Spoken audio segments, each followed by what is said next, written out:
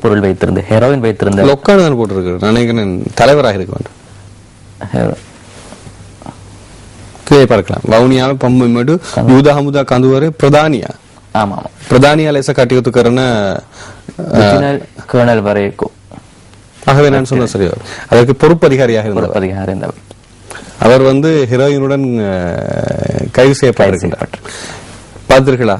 யாரெல்லாம் உதாரணமாக இருக்க வேண்டியவர்களோ அவர்கள் தான் இந்த வகையான தவறான செயற்பாடுகளுக்கு இப்போது கைது செய்யப்படுபவர்களாக இருக்கின்றார்கள். நான் சொன்னது சரி. சமூகத்தின் உயர்நிலையில் இருக்கக்கூடியவர்களினுடைய ஒழுக்கம் சமூகத்தினுடைய அனைத்து விடயங்களிலுமே தேவைப்படுகிறது. லங்காதீப பத்திரிகை சொல்ல வந்த செய்தி அது. ரிவிர பத்திரிகையின் செய்தியும் நீர்கொழும்பு கொள்ளை சம்பவத்தோடு தொடர்பட்டதாக இருக்கின்றது. இவை சிங்கள பத்திரிகை செய்திகள். இனி நான் தமிழ் பத்திரிகை செய்திகளுக்கு செல்வோம். அந்த அடிப்படையில் வீரகேசரி கொண்டு வந்திருக்கக்கூடிய பிரதான தலைப்பு, முழு தெற்காசியாவிற்கே அமெரிக்கா அச்சுறுத்தல், அரசாங்கம் எச்சரிக்கை, விழிப்புடன் இருக்க வேண்டும் என்று அறிவுறுத்தல் என்கின்ற செய்தி ஒன்று இங்கே பிரசுரமாக இருக்கின்றது. எப்போதும் உள்நாட்டில் இருந்து கொண்டு வீர சவால்கள் விடுவது நமது அரசியல்வாதிகளுக்கு கைவந்த ஒரு கலை. இதை எப்படி எமது நாட்டிலிருந்து வெளியில் சென்று சொல்ல முடியும் என்ற அடுத்த கேள்வி இருக்கின்றது. அப்படி சொல்வதாக இருந்தாலும் அமெரிக்காவோடு நேரடியாகவே பயமில்லாமல் சொல்லக்கூடிய எதிர்க்கக்கூடிய நாடுகளுக்கு மாத்திரமே தான் போய் சொல்ல முடியும். அப்படியான நாடுகள் சிலதான் இருக்கின்றன என்பதை நான் பதிவு செய்ய வேண்டும். இப்போது எமது மக்களும் இது பற்றி நன்றாக புரிந்திருக்கிறார்கள் என்கின்ற ஒரு தேவை இருக்கிறது. ஆனால் இன்னொரு கேள்வி, இந்த சர்வதேச விசாரணைகள் அல்லது ஜெனீவா பிரேரணைகளின் போது தேர்தல் நடைபெறுவது என்பது இலங்கைக்கு ஒரு நல்ல, அதாவது இலங்கை ஆளுங்கட்சிக்கு அல்லது இலங்கை அரசிற்கு அது ஒரு மிகப்பெரிய ஒரு வாய்ப்பாகத்தான் இருக்கிறதோ என்று தோணுகிறது. ஏனென்றால் இவ்வகையான வார்த்தை பிரயோகங்களுக்கான வாக்கு வங்கிகள் அதிகமாக இருக்கின்றன. நிச்சயமா இதை நாங்கள் உணர வேண்டும்.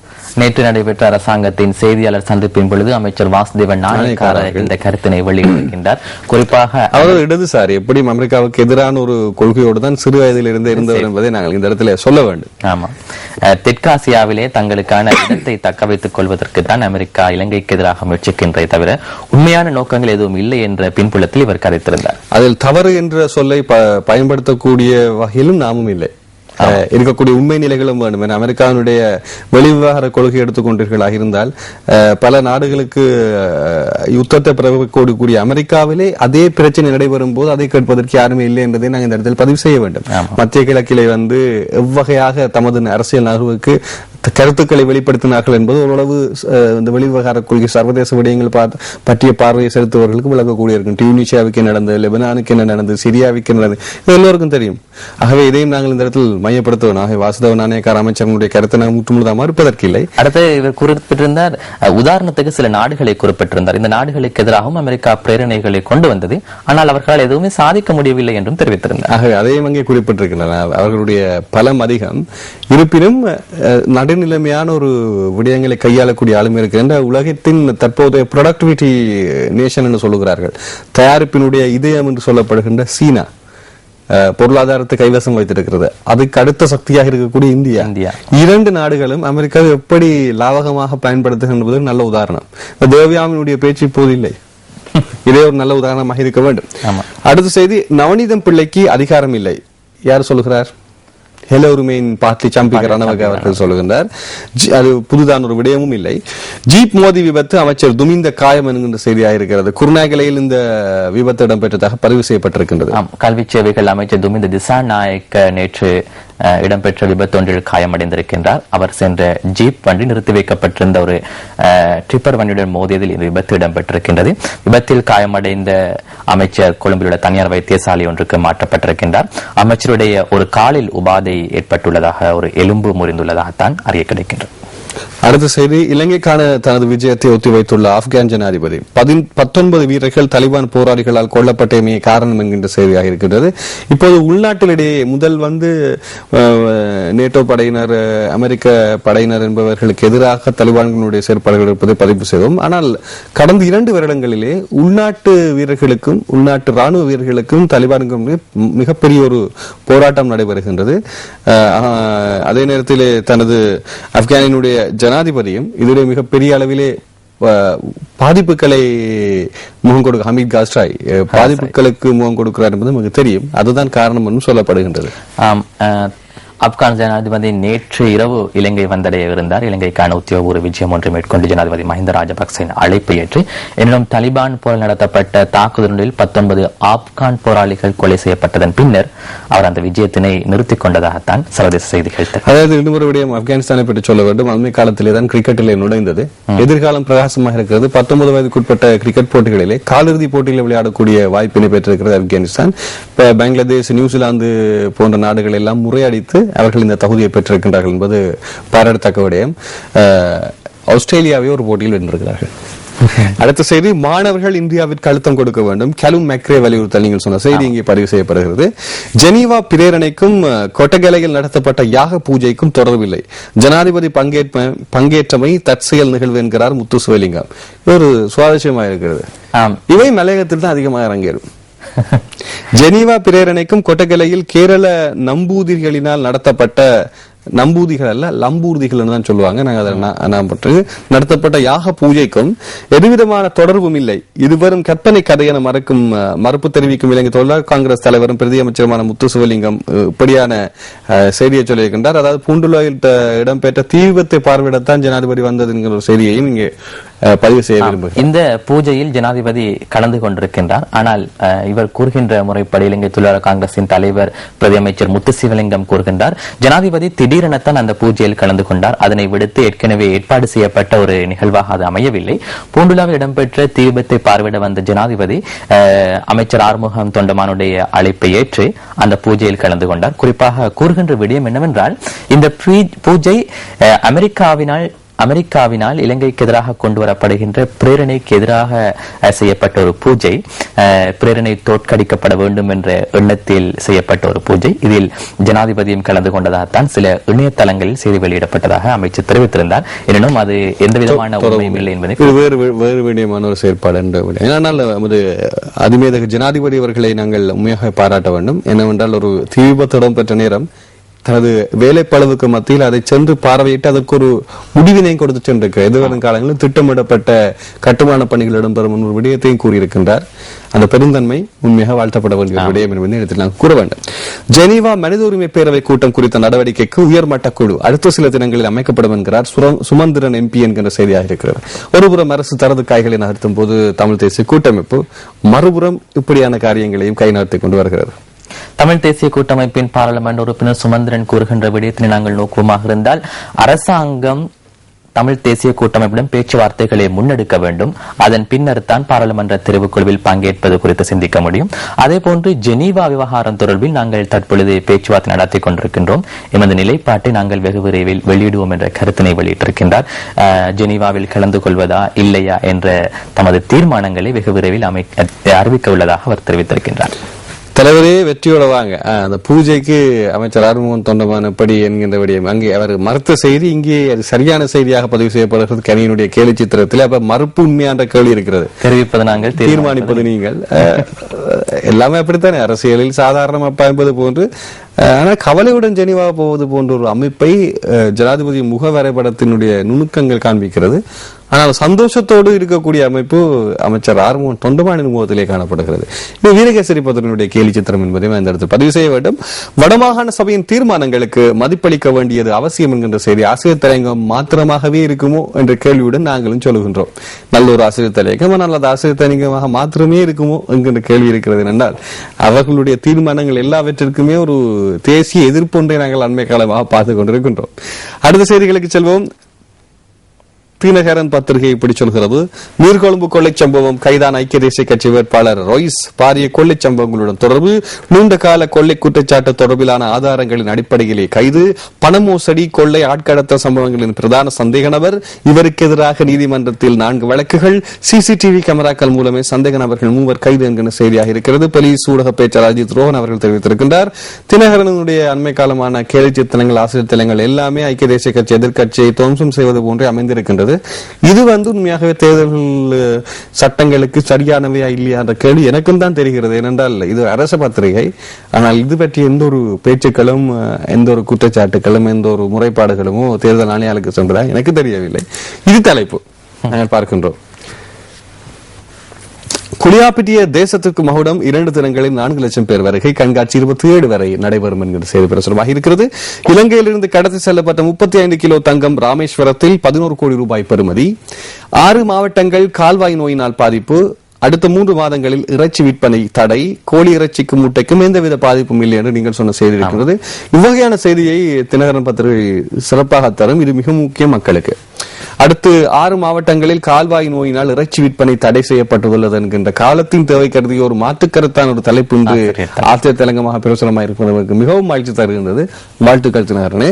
அடுத்து சமாதானம் அபிவிருத்தி, தேசத்திற்கு மகுடத்துக்கான அந்த விடத்தில் மக்களுக்கே ஜனாதிபதி அவர்கள் மகுடம் சூட்டுவதுதான் இங்கே சிறப்பம்சம். சுந்தரியினுடைய பார்வை அதற்கு. அடுத்து நாங்கள் தினக்குரல் பத்திரிகை செய்திகளுக்கு செல்ல வேண்டும். தினக்குரல் சொல்லுகின்ற செய்தி இவையாக இருக்கின்றன. அமெரிக்காவின் செயற்பாடு தெற்காசியாவுக்கு அச்சுறுத்தல், அரசாங்கம் எச்சரிக்கை. தமிழ் அரசியல் கைதி மீது மெகசின் சிறையில் கடும் தாக்குதல் என்கின்ற செய்தியாக இருக்கின்றது. நேற்று ஞாயிற்றுக்கிழமை காலை மெகசின் சிறைச்சாலையில் தமிழ் கைதி ஒருவர் மீது தாக்குதல் மேற்கொள்ளப்பட்டதாகத்தான் இந்த செய்தி வெளியாக இருக்கின்றது. குறிப்பாக ஏற்கனவே தமிழ் தர்மதாஸ் தவச்செல்வம் 39 வயது 2009 ஆண்டு பிப்ரவரி 5ஆம் தேதி கைது செய்யப்பட்டிருக்கின்றார். அதாவது யுத்தம் நிறைவடைவதற்கு 3 மாத காலத்திற்கு முன்னதாக இவர் விடுதலை புலிகளுக்கு உதவினார் என்ற பெயரில் கைது செய்யப்பட்ட அரசியல் கைதி. குறிப்பாக கஜமோகன் தமிழ் அரசியல் கைதிகளை, தமிழ் கைதிகளை சிறைச்சாலைகளில் வேறு பிரிவுகளில் தனியாக தடுத்து வைத்திருப்பதால்தான் நமக்கு அறிய கிடைக்கின்றது. ஆனால் அண்மை காலமாக அனைத்து கைதிகளையும் ஒன்றாக சேர்த்து தடுத்து வைத்திருப்பதாக அறிய கிடைக்கின்றது. இந்த பின்புலத்தில் பலரும் கோருகின்ற விடயம் என்னவென்றால், இவர்களுக்கு ஒரு மொழி பிரச்சனை இருக்கின்றது. தமிழ் குறிப்பாக வடபகுதியிலிருந்து வந்தால் அவர்களுக்கு சிங்களம் கதைப்பதற்கு கொஞ்சம் கஷ்டமாக இருக்கும். எனவே அவர்களை தனியாக சிறைச்சாலையில் தடுத்து வைக்குமாறு கோரிக்கை விடுக்கப்பட்டிருக்கின்றது. ஆனால் இந்த மெகசின் சிறைச்சாலை இடம்பெற்ற சம்பவமும் ஒரு மொழி பிரச்சனை அடிப்படையாக வைத்து இடம்பெற்றது என்றதான் செய்தி வெளியாக இருக்கின்றது. அந்தமான் நிக்கோபார் தீவுகளில் புலிகள் ஊடுருவும் சாத்தியம், தீர்வு கூட்டம் நிர்வாகம் தெரிவிப்பு என்கின்ற செய்தியாக இருக்கின்றது. அதாவது சுனாமியினுடைய தாக்குதல்களுக்கு அதிகம் பாதிப்புக்குள்ளாகின அந்தமான் நிக்கோபார் தீவுகள், அங்கேதான் கூடுதலாக பூமி அதிர்ச்சிகள் இடம்பெறும். பூமி அதிர்ச்சியை விட பெரிய ஒரு அதிர்ச்சி ஒன்று இங்கே இன்றைக்கு தலைப்பாக வந்திருக்கிறது இடத்தில் நாம் சொல்ல வேண்டும். அந்தமான் நிக்கோபார் தீவுகளில் புலிகள் ஊடுருவும் சாத்தியம் கேள்விக்குறியோடு தான் இருக்கிறது. அங்கேயும் சந்தேகத்தோடுக்கான ஒரு செய்திதான். தீர்வு கூட்டம் நிர்வாகம் தெரிவிப்பு என்கிற செய்தி பிரசுரமாக இருக்கிறது. அதுவும் விடுதலை புலிகளின் மீதமான உறுப்பினர்கள் என்ற ஒரு வசனத்தையும் பயன்படுத்தியிருக்கின்றனர். மீதமான உறுப்பினர்களாக இருக்கிறார்களா என்ற கேள்வி வருகிறது. அல்லது உண்மையான புலிகள் அந்த மாதிரி நிக்கோபார் தீவில் இல்லையா? சொல்றேன் புலிகளை சொல்றேன். இப்ப வங்காள புலிகள் சொல்லுவாங்க, அப்படி அந்தமான புலிகள் இல்ல போல இருக்கு. அடுத்த செய்தி, குற்றவாளிகளை 3 நிமிடங்களில் இனம் காணும் தான் இயங்கு கைவிரல் அடையாள முறை அறிமுகம் என்கின்ற செய்தி பிரசுரமாயிருக்கு. ஆட்டோமேட்டட், தானாகவே இயங்கி கண்டுபிடிக்கக்கூடிய செயற்பாடு. வாழ்த்துக்கள். நாங்கள் இப்போது மிக உயரிய தொழில்நுட்பத்துக்கு செல்கின்றோம். இந்த சர்வதேச தொலைக்காட்சியில் பிரபலியமானவங்களது 24 hours CSI என்கின்ற மிகப்பெரிய இந்த தொலைக்காட்சி என்ன சொல்றது ஆங்கில தொடர்கள் இருக்கின்றன.